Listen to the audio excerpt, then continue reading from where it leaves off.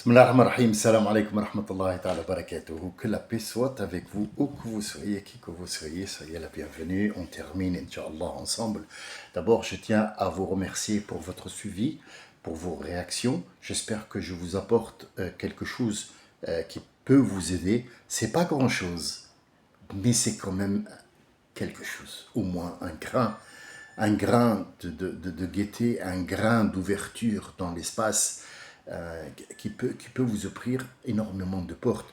Sachez que nous n'avons pas les mêmes objectifs, nous n'avons pas non plus le même but dans la vie et nous n'avons pas les mêmes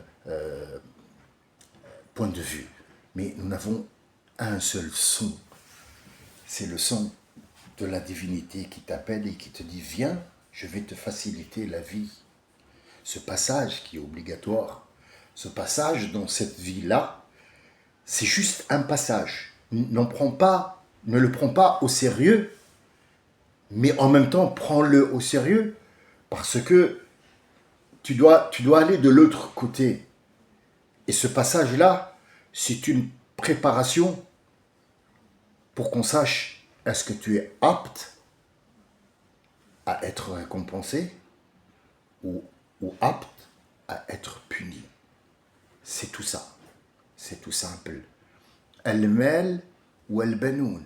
Je l'ai expliqué l'autre fois. Ce que tu entreprends dans ta vie et ce que tu construis comme idée ou comme construction ou comme projet,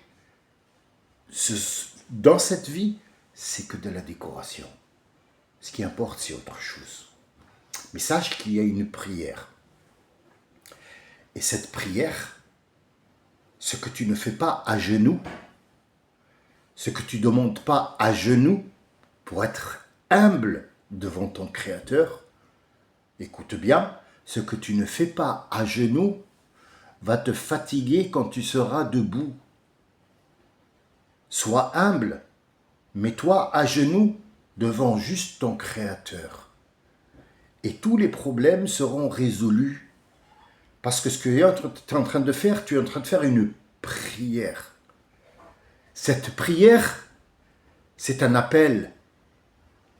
Tu peux être stressé dans la vie. Tu peux ne pas comprendre des choses dans la vie. Tu peux ne pas être averti dans la vie. C'est très rare, parce qu'il t'a averti.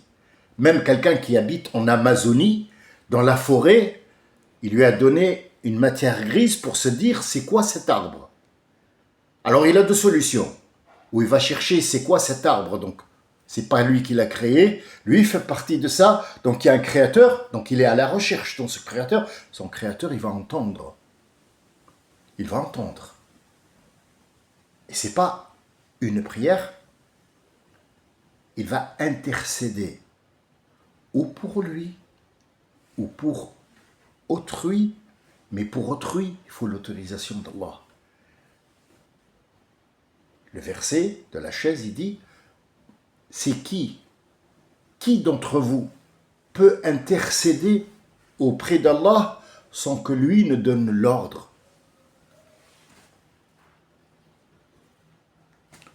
Tu peux appeler comme tu veux. Debout, tu peux appeler.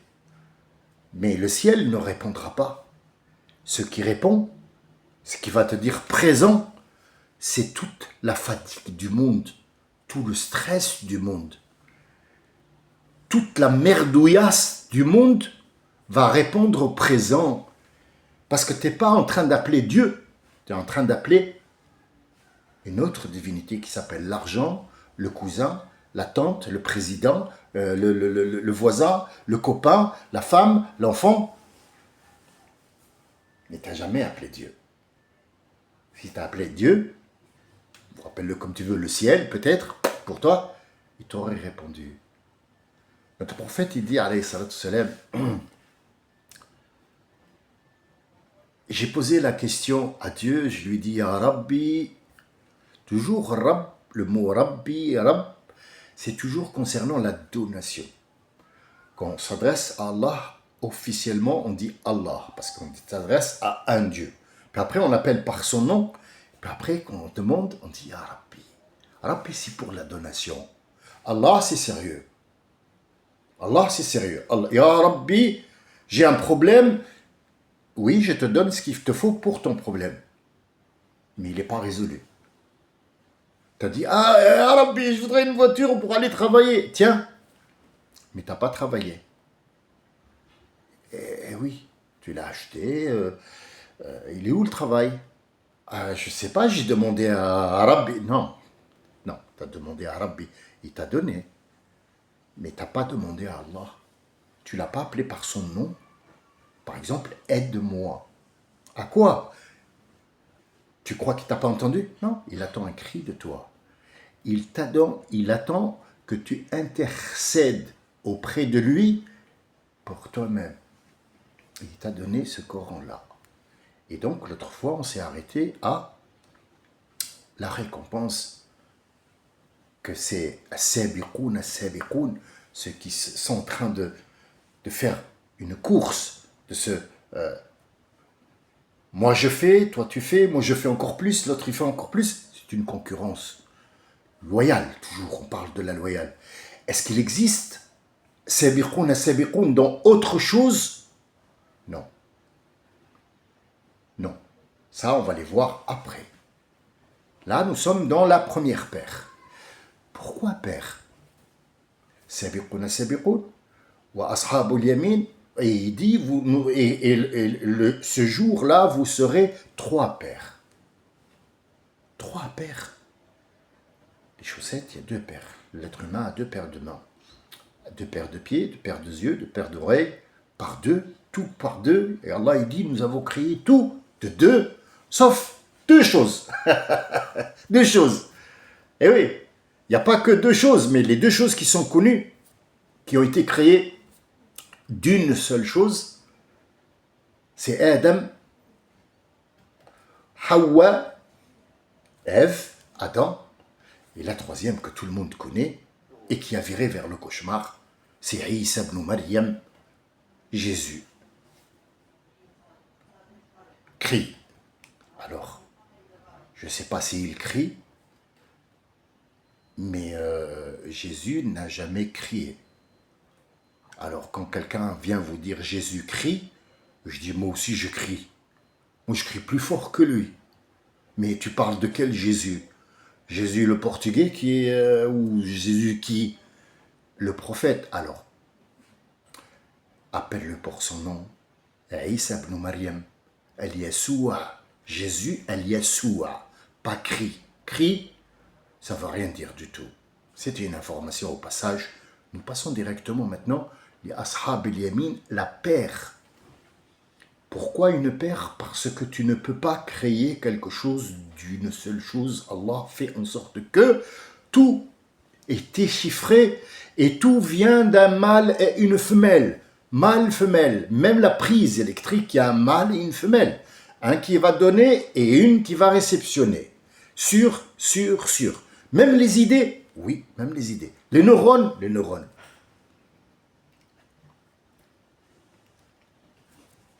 2 paires de reins. Alors, est-ce qu'ils font la même fonction de donner? Non, mais ils s'entraident. Une fois c'est celle-là, une fois c'est celle-là, pour qu'il n'y en a pas une qui fatigue. Ah, toujours de paires dans tout, même dans les entreprises que tu vas entreprendre. Et donc là, après avoir dit qu'il fallait un récipient, il fallait avoir de ce récipient ou de ce bloc ou mettre, charger ton électricité, il te faudra un compteur plus petit pour que tu puisses puiser l'électricité un petit peu, ce qu'on appelle un condensateur, ou on appelle un transformateur d'énergie qui va prendre les 12 volts. T'imagines si tu vas mettre ton téléphone directement dans la prise électrique qui donne 220 volts, qu'est-ce qu'il arrive? Bon, je pense pas que ta main, ça soit... pardon, excusez-moi. Je pense pas que ta main soit sur place. Reste en place. À mon avis, il restera pas grand-chose de toi sauf l'odeur. Le cochon grillé. Ah oui, soyons clairs. Qu'est-ce qu'il faut alors? Il te faut un transformateur avec des diodes dedans. Qu'est-ce que c'est que ces diodes-là? Ou diode, ou iode? Non, l'iode, c'est... L'iode, c'est le sel de mer, hein, donc l'odeur de la mer, l'odeur du sel. Mais le diode, où il porte le mot condensateur. En fait, c'est des petits trucs de charbon où il y a à l'intérieur toute une série, une batterie de produits, y compris le goudron, le charbon, machin, qui va retenir cette électricité. Donc ici, il nous dit Ibriq wa koub wa ka's. Ibriq, c'est le grand stockage. C'est le stockage de ce que tu vas boire. D'accord. Bien. Et tu vas le verser où? Dans un condensateur qui s'appelle, en arabe, ça s'appelle ibriq, chargeur. L'autre, il s'appelle koub, ce qu'on appelle le verre, un verre en verre. Ou alors on dit un verre de whisky. Ah, un verre de bière, un verre d'eau. Un verre d'eau. Mais le verre en verre, c'est pour dire que c'est un koub, il est vide. Quand il est rempli, on dit verre de quelque chose. L'électricité, que tu la charges, que au passage, tout ce que je suis en train de vous raconter, nous, l'être humain, l'IV, le soleil, les molécules, la lumière, tout, c'est de l'énergie. On n'est que énergie.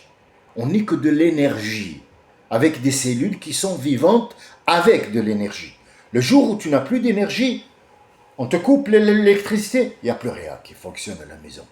Que toi, tu fonctionnes à la lumière du soleil, et le jour où il n'y a plus de soleil, il n'y aura plus d'énergie. Sache-le. Ce sera le vide sidéral.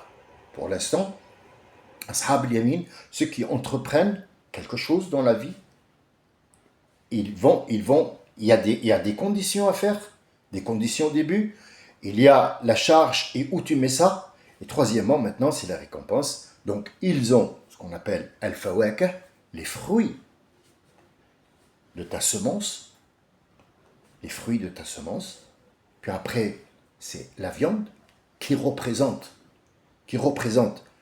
la vie sur Terre. Cette viande, c'est pas que la viande des animaux, le bétail, comme je vous ai dit l'autre fois, il faut arrêter d'élever du bétail, et donc c'est ça la viande, donc c'est plus du Coran, ça, c'est une information. Voilà, donc le but, c'est qu'on te donne une porte à ouvrir, et derrière la viande dont je raconte, il y a tout un écosystème qu'il faut préserver, ainsi de suite, mais il y a autre chose, la viande représente autre chose, représente l'eau, tous les animaux, y compris les oiseaux, les vers de terre, les insectes, les mammifères, les animaux qui sont sur terre, qu'on consomme ou pas, ils sont fabriqués à partir de l'eau. Ce sont des informations. Croyez-moi, ce sont des informations. Les animaux sont créés d'eau. Au passage, je vous ferai une parenthèse, Rasoul sallam il dit Arihu dhaba'ihakum. Ça veut dire faites vite, quand vous tuez un animal, vous égorgez les animaux que vous allez consommer. C'est de l'énergie. Des protéines, du fer, machin, truc dans la viande. Après, on mange le cœur. Ah oui, les abats de poulet, c'est bon. Ouais, les ailes de poulet grillées, c'est bon. Ah oui, c'est de l'énergie. Et il dit, quand vous allez les égorger pour les tuer, il faut faire vite. Or, bien longtemps, on a cru que tuer un animal, c'est parce qu'il va souffrir et que... Brigitte Bardot, pieds nus, avec une Yannick Noah. Mais quel est le rapport, pieds nus? Ouais, mais la société, Brigitte Bardot... tu peux juste 5 secondes, la fermer, juste 5 secondes. Juste, attends, j'explique un truc. Surtout Bardot, ferme ta gueule. Mais tout, hein, c'est physique, mental, tout. Parce que tu représentes le mal absolu, le mal incarné. Elle est la première personne à s'être dénudée à la télé. Quand la femme française, à une certaine époque, était obligée de se couvrir, est venue cette dame-là, qui maintenant parle des animaux. Ouais, ils souffrent. Ils souffrent pas, les animaux. C'est pas ça. Arihu dhaba'ihakum. Cette source d'énergie, il ne faut pas lui mettre une pression. Pourquoi? Parce que si tu lui mets la pression, le sang qu'elle contient va contaminer la viande que tu vas manger. Donc ton énergie va être pas bien. On était à 110 volts à un certain moment dans les années 45. La télé fonctionnait avec 110 volts avec des ampoules derrière. La technologie a avancé, ils ont fait d'autres télés, mais on ne peut pas directement dire « Allez, hop, jetez ça, mettez ça ». Non, non, il y a une phase d'adaptation qu'on doit prendre en compte et en charge. Donc, on va faire en sorte de faire qu'il y ait un stabilisateur, un transformateur d'électricité de 110 qui va la changer en 220 pour les nouvelles, jusqu'à ce que les anciennes, on les enlève et qu'on enlève cet ordinateur avec le gros cul derrière, c'est le gros bloc blanc avec le Minitel, pour après enlever les transformateurs qui vont maintenant devenir et prendre un autre nom qui s'appelle le chargeur. T'as pas vu mon chargeur? iPhone. Aïe, ça me fait mal. Phone. Vous voyez, on est arrivé à l'idiotie et à la stupidité. Donc les choses sont devant nous. Ça veut dire ne stressez pas l'animal, ne le bousculez pas, ne soyez pas comme on fait maintenant. Vous allez stresser l'animal et donc il ne sera pas comestible et ça pourra vous nuire dans votre vie. Vous voyez, c'est incroyable, il n'y a pas... Excuse-moi d'aimer cette personne qui s'appelle Mohammed. Je suis vraiment désolé de l'aimer et d'entendre ce qu'il dit, parce que tout le monde qui a existé sur la Terre n'arrive même pas à un quart de cellules d'un ongle qui possède sur sa peau. Parce que on est tous bêtes devant cette personne-là qui s'appelle Mohammed sallallahu alayhi wa sallam et qui nous a apporté de la science.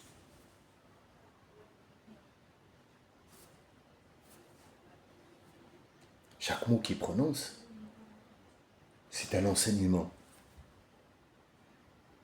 C'est pour ça qu'à un certain moment, ils lui ont dit, c'est un magicien, lui. Pourquoi ils ont dit magicien? Est-ce qu'il a fait des tours de magie? Il a fait disparaître quelqu'un? Non. Les mots qu'il dit sont trop gros. Ils sont tellement gros qu'ils ont dit, ça peut être que de la magie, ça. Ah oui, ça peut être que de la magie, c'est un magicien. Il ensorcelle les gens. Qui sont les gens qui ont compris ce qu'il a dit? C'est pas, c'est halal. Ouais, c'est halal. L'autre fois, c'est un truc. Bonjour monsieur, bonjour monsieur. Je voudrais une bouteille d'eau, si vous voulez. Il m'a dit, vous êtes musulman? J'ai dit oui. Il m'a dit, il y a de l'eau halal là-bas.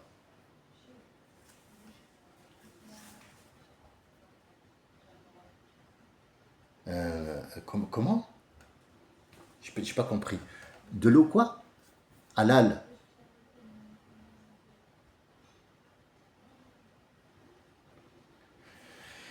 De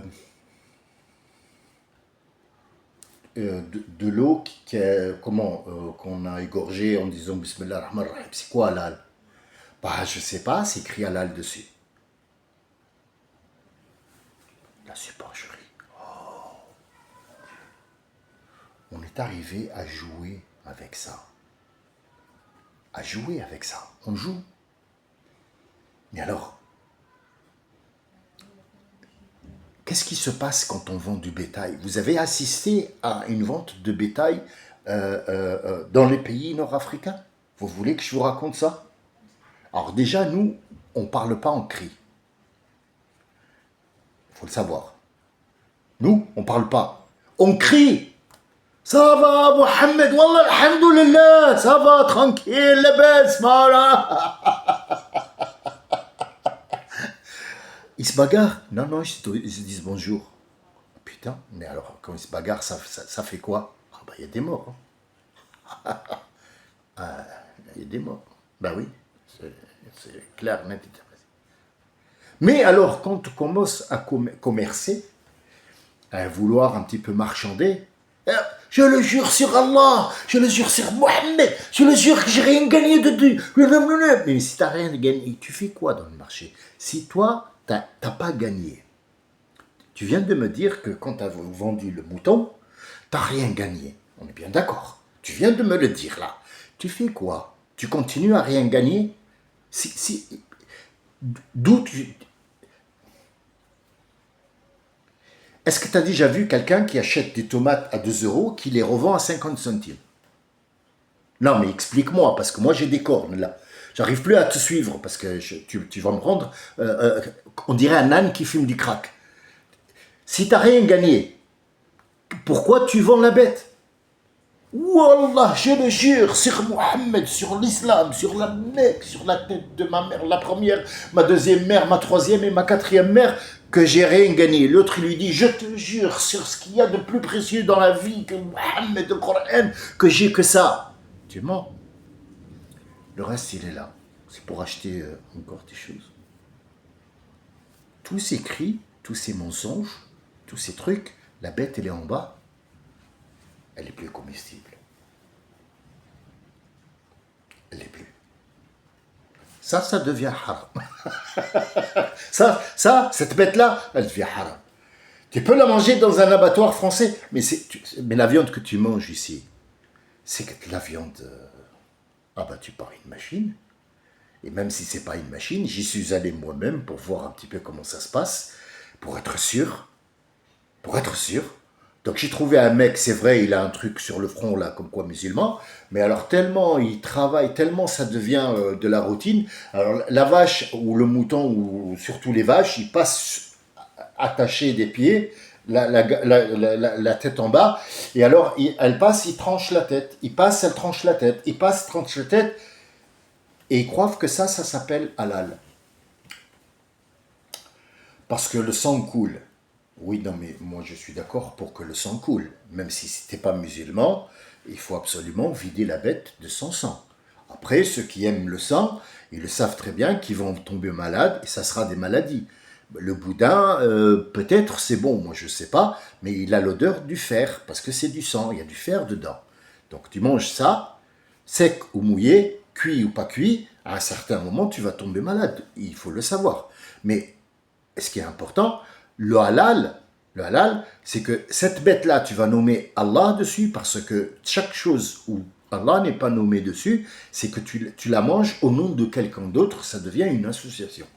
Ça veut dire que tu te mets à table, tu dis Bismillah ar-Rahman ar-Rahim, ça y est, elle est payée, cette truc-là. Tu ne vas pas, Yawm al-Qiyamah, le jour du jugement dernier, tu ne vas pas être jugé sur ce que tu as mangé, tu l'as déjà payé. Parce que tu dis que au nom de celui qui l'a créé, je la mange. Il te dit, moi je l'ai envoyé pour ça. Juste pour que tu la reconnaisses. Et comme tu l'as reconnue, on n'a plus à parler de ce que tu as mangé à table. Et il y aura une baraka dessus, puisqu'il va en rester. Donc la viande, c'est pas parce que tu l'as acheté chez un arabe qu'elle est halal. Alors déjà, lui, il t'entube, mais alors je te raconte même pas, sans vaseline, quoi. Excusez-moi, oui, je suis vulgaire, mais c'est la vérité. Ah, je t'explique. Quand tu vends de la viande, tu vends de la viande. Ou tu vends des légumes, dis-moi. Si c'est un supermarché, il y a le stand de légumes qui est là-bas, il y a le stand de la viande qui est là-bas. On ne mélange pas. D'accord, bien. Quand tu vas chez un boucher arabe, halal, certifié 100% avec le truc vert là, on ne sait pas de quel Coran il apporte, on ne sait pas. D'accord. Qu'est-ce qui te met en bas? Et qu'est-ce qui te met en haut de la vitrine? C'est une vitrine réfrigérée où tu mets la viande, d'accord? Normalement, tu coupes la viande, ça c'est un jarret, ça c'est un souris d'agneau, ça c'est des merguez, ça c'est des foies, ça c'est des machins. Tu peux faire ce que tu veux avec la viande. Bien, c'est propre, c'est bien entretenu avec des cellophanes, tout ça. Bon bref, tu le mets, tu le sors le lendemain. Pourquoi tu me mets des gazouzes en bas? Les gazouzes. Tu vends le gazouze? Ah ouais. Ah ouais, non, le gazouze, c'est bien, c'est bien. Oui, non, mais je suis tout à fait d'accord. Le gazouze, c'est très bien. Moi, franchement, quand je me douche, c'est toujours après, je mets du gazouze. Mais dis-moi, c'est bien en quoi? Tu vends du gazouze ou de la viande? Tu es charcutier? Je me suis trompé de magasin, parce que moi, je cherche un charcutier. Ouais, c'est moi. Tu veux de la viande? Ouais, d'accord, je vais te couper de la... Non, non, non, attends, ne me coupe rien du tout. Dis-moi pourquoi tu mets du gazouz. Ce stock de gazouz qui est en bas, pourquoi? Et en haut, il y a le shorba, le harira, ça, c'est pour t'aveugler, pour que quand il te coupe pas de la viande seulement, mais tu vois pas sa main quand elle met le gras en bas, hop, et il te le met sur la balance. Avec ceci, alors déjà, c'est de l'entubage. Où est le halal là-dedans? Dis-moi. Avant même que tu manges la viande, il est où le halal? Sachant que le monsieur, il a pris de la viande de l'abattoir. On lui a dit c'est halal, hop, descend tout. Il n'y a pas de cochon, il n'y a pas de quoi, c'est halal. C'est bon, c'est de la halal. C'est le monsieur, il a fait comme ça. Et on n'est pas sorti du verset. Tout ça existe dans le verset. Je pourrais parler des années comme ça. On n'est même pas encore sorti du verset. Tout ça, c'est dans le verset. Ça veut dire que tu prends ce que tu veux, tu le mets, tu trouveras que le verset, il va comme un gant. On avait dit c'est que c'est tout ce qui est agréable à la pupille de l'œil pour que tu puisses voir ton travail. Il a donné quoi comme fruit? Ça s'appelle Hurrain et c'est pas une vierge ou une femme. On est bien d'accord? Pour ce monde-là.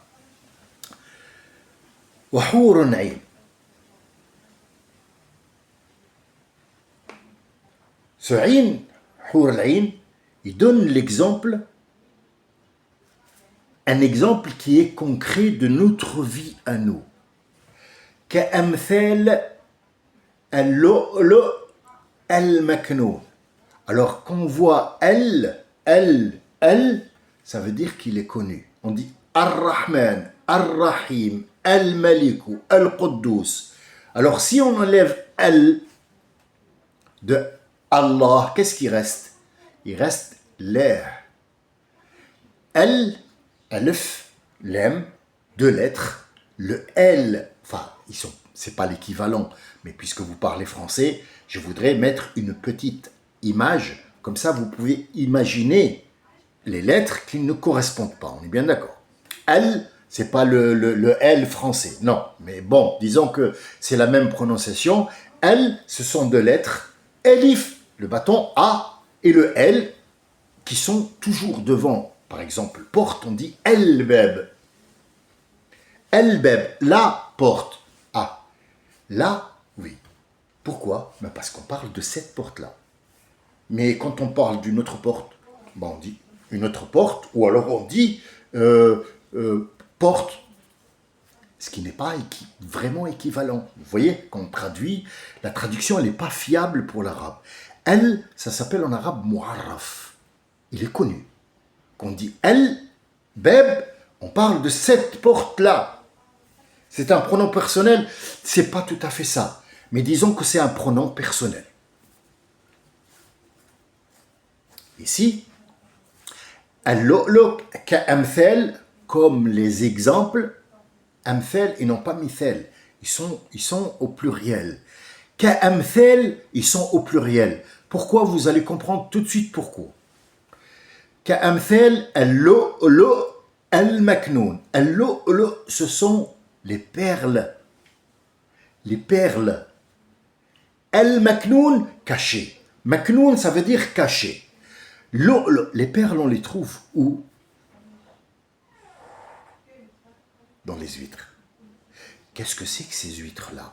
Pourquoi il y a une perle et pourquoi cette perle-là, Dieu en parle et pourquoi elle est précieuse?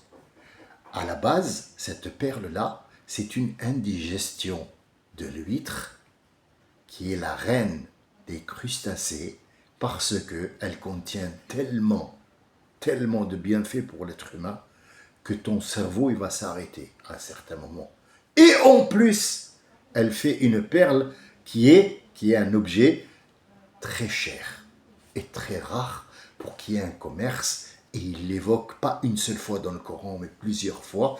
Et il dit, il vous a fait telle et telle chose pour que vous sortiez cette perle, pour que vous la vendiez et que vous la mettiez comme décoration pour les femmes. Ça vous rajoute et ça a de la valeur et ainsi de suite. Alors l'indigestion de l'huître, la reine des crustacés, va faire en sorte que, à un certain moment, Elle avale, elle filtre, elle filtre, elle filtre. Il y a un moment où il y a un grain de sable qui ne passe pas. Qu'est-ce qu'elle fait? Elle ne peut pas s'en débarrasser. Si elle le laisse là, il va lui faire un abcès et elle va mourir. Donc elle va se défendre par instinct. Donc elle va le nacrer. Elle va le couvrir avec le nacre qu'elle fabrique dans sa maison. Qu'est-ce que c'est que ce nacre-là? Ce nacre-là, il va faire en sorte que il n'y a pas d'intrusion de l'extérieur. Deuxièmement, il va lui donner de l'énergie, il va lui donner des couleurs et il va donner à cette perle-là de quoi se mettre à être la reine des crustacés. Est-ce qu'il y a que l'huître qui fabrique du nacre? Non. Il y a énormément de coquillages. Tout crustacé qui se respecte et qui fait une coquille ne peut qu'avoir du nacre à l'intérieur pour ne pas se blesser, pour que sa chair ne se blesse pas, pour qu'il y ait de la lumière, enfin une lumière spéciale que vous ne connaissez pas, bien sûr, on ne parle pas de cette lumière-là ou la lumière du soleil, pour qu'elle puisse lui donner l'énergie, pour qu'elle puisse garder sa vie à l'intérieur de cette coquille et à l'extérieur, elle est rêche.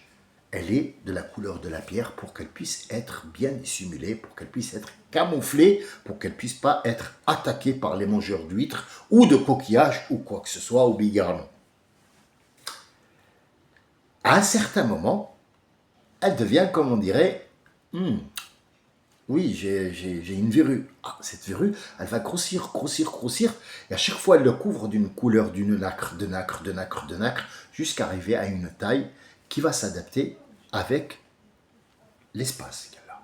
Vient l'être humain, hop, il l'ouvre, il mange la perle, ou il la laisse, et puis après, il prend cette perle-là, et qui vend très très cher. Donc à la base, ce qui est très très très cher, très très très cher, est à la base une indigestion d'un grain de sable. Donc tu achètes un grain de sable qui est nacré par un animal ou un crustacé marin qui devient pour toi une grosse valeur qu'Amthel. C'est l'exemple, ce que je vous raconte là, pour Sabiqoun, c'est comme Amthel, qu'Amthel. C'est l'exemple ou des exemples de gens qui vont entreprendre quelque chose dans leur vie qui est à la base, c'est un grain de sable qui va devenir à la fin quelque chose de très cher, maknoun, qui est caché et il faudrait que tu ailles le chercher parce que chacun a son acre et chacun a sa perle qu'il faut aller chercher. Voici As-Sabiqoun. J'ai mis 32 minutes pour terminer Sabiqoun. Maintenant, on va rentrer dans Ashab al-Yamin ou Ashab al-Shimal parce que j'ai promis d'aller jusqu'au bout de la sourate. Mais ce que je vous ai donné, c'est même pas un grain de sable. Et ce qu'on va faire, c'est que l'intervention prochaine, ça ne sera pas aujourd'hui, je m'en excuse, ça sera peut-être mercredi. Demain, je vais faire une petite opération qui est banale, simple. Inch'Allah, Rabbi subhanahu wa ta'ala, il me donne shifa. Je remercie d'avance pour ceux qui vont dire Allah yashfik ou kada, je vous remercie, Inch'Allah. C'est pas grand chose. En fait, les tendons de ma main ne peuvent plus, tellement j'ai travaillé avec, donc ils sont un petit peu abîmés, je vais essayer de les rétablir tout simplement, il n'y a pas grand chose, c'est pour ça que chaque fois vous me voyez avec des sparadraps, des machins, j'ai très très mal à la main, je ne pourrais pas travailler si je ne répare pas ça, donc il faut réparer ce grain de sable pour qu'il puisse donner une perle, c'est une entreprise tout simplement et tout bêtement. Je voudrais mettre As-Sabiqoun, je voudrais la mettre sur un exemple concret. Mercredi, je suppose, Inch'Allah, si la vie m'est encore accordée, avec la grâce de Dieu que nous adorons tous et que nous louons, et avec notre amour pour Mohammed sallallahu alayhi wa sallam, et c'est, je n'ose pas dire adeptes, mais ses compagnons, qui nous ont transmis son image et sa science, nous mettrons cet exemple de As-Sabiqoun, de Al-Waqi'a, pour un exemple concret. Et je suppose, enfin moi, je suppose que c'est le meilleur, mais je propose qu'on va parler de quelqu'un qui va se marier, l'entreprise du mariage, et qu'est-ce que ça donne pour arriver à cette perle qu'on va sortir du fin fond des côtes marines. Marine,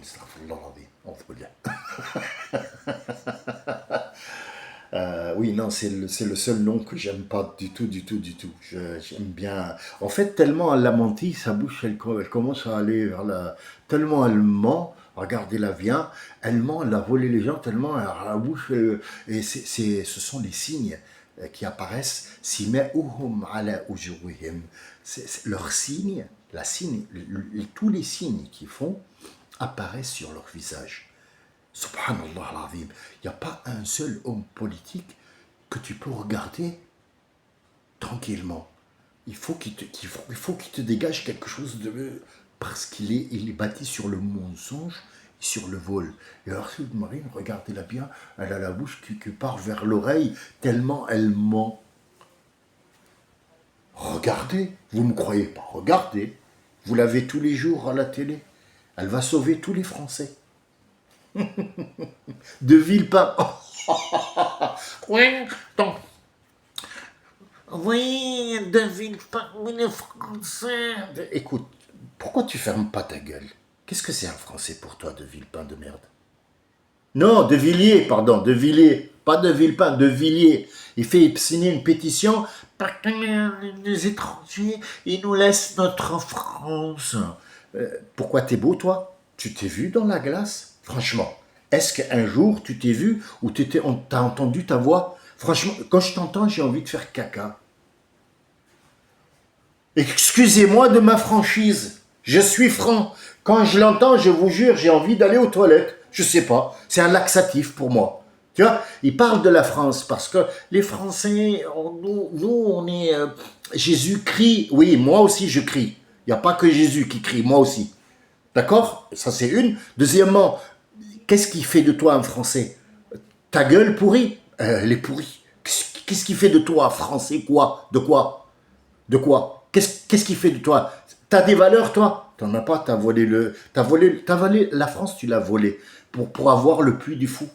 À toi tout seul. Yes. Ton vol, au moins, Marine, elle l'a volé pour donner à ses sœurs et son mari, ses conjoints et machin. D'accord? Elle a volé autrement. Et son père, il a volé l'Algérie. Mais toi, tu as volé le peuple français. Devant eux, tu as acheté le Puy du Fou. Dis-moi, avec ta paye, tu peux acheter le Puy du Fou. Tu peux faire un projet comme ça. Jusqu'à aujourd'hui, tu as c'est-à-dire tu as 70% pour toi et le reste c'est pour l'État. Dis-moi comment tu as fait pour que moi je puisse faire. Peut-être que tu es magicien. Alors, ne me parle pas de France et de valeurs. Ne me parle pas de France, de valeurs, en attaquant les musulmans. Sinon, je te crache dessus et tous les musulmans te crachent dessus. Tellement ils vont te cracher que tu vas faire un lac où tu vas te baigner dans les crachats des musulmans que tu méprises parce que franchement, t'as rien. Tu es vide, vide comme un pot. Et même le pot, il est en verre et le verre, il sert. Toi, tu ne sers à rien du tout. J'espère que ce que je vous ai dit maintenant, à part ce que je viens de dire à la fin, qui est hors sujet, c'est mes émotions, je suis désolé, je suis comme ça, hein, vous a apporté une petite compréhension basique, très, très, très basique, mais je vous jure, Inch'Allah, que le jour où je sortirai, Inch'Allah, de l'hôpital, mercredi ou jeudi, je vous mettrai ça sur un exemple vivant. Et on a choisi l'être humain qui va se marier, qui va fonder une famille, comment ça se passe, de son enfance jusqu'à sa fin, pour savoir as-sabiqoun, c'est quoi. Après, on passera ashab al-yamin, ashab shimel, et là, vous avez toutes les portes ouvertes. Chacun voit al-waqi'a comme elle est pour lui, ce qui doit arriver. Al-waqi'a lui arrivera, et j'espère que j'arriverai à temps pour vous convaincre, Inch'Allah, que la vérité est là, elle n'est pas ailleurs. Priez, intercédez auprès de Dieu pour vous d'abord et après pour les autres. Salam alaikum wa rahmatullahi wa barakatuh. À la prochaine, Inch'Allah. Salam alaikum.